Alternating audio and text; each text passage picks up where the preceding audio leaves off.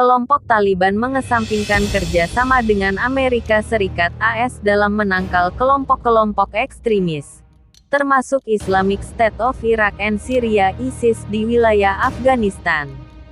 Seperti dilansir Associated Press, Sabtu tanggal 9 Oktober tahun 2021, penegasan Taliban disampaikan menjelang dialog langsung antara perwakilan Taliban dengan otoritas AS di Doha, Qatar, pada Sabtu 9/10 dan Minggu 10/10 waktu setempat.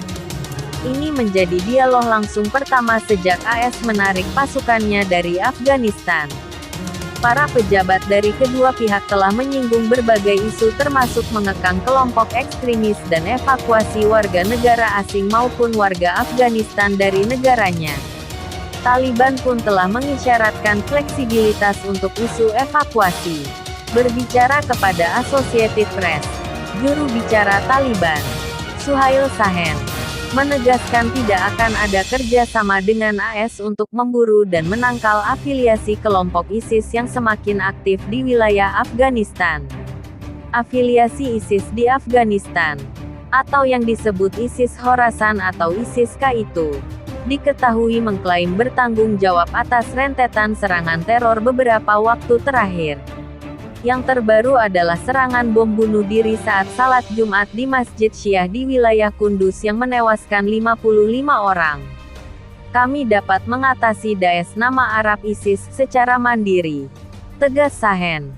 Ketika ditanya apakah Taliban akan bekerja sama dengan AS untuk menangkal afiliasi ISIS di Afghanistan. ISIS telah mendalangi serentetan serangan terhadap warga Syiah di Afghanistan sejak kelompok radikal ini pertama muncul tahun 2014 lalu. ISIS juga dipandang sebagai ancaman terbesar oleh AS.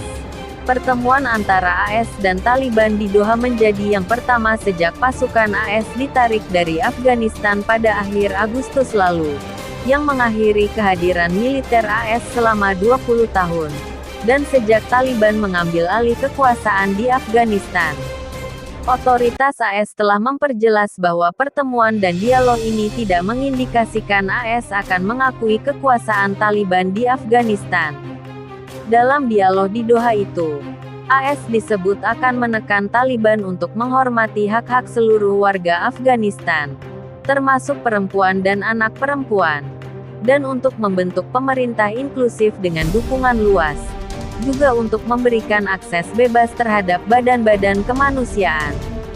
Disebutkan juga oleh Departemen Luar Negeri AS bahwa dalam pertemuan dengan Taliban, delegasi AS akan membahas prioritas utama pemerintahan Presiden Joe Biden agar warga negara AS dan warga Afghanistan yang pernah membantu operasi militer AS selama 20 tahun, bisa meninggalkan Afghanistan dengan aman.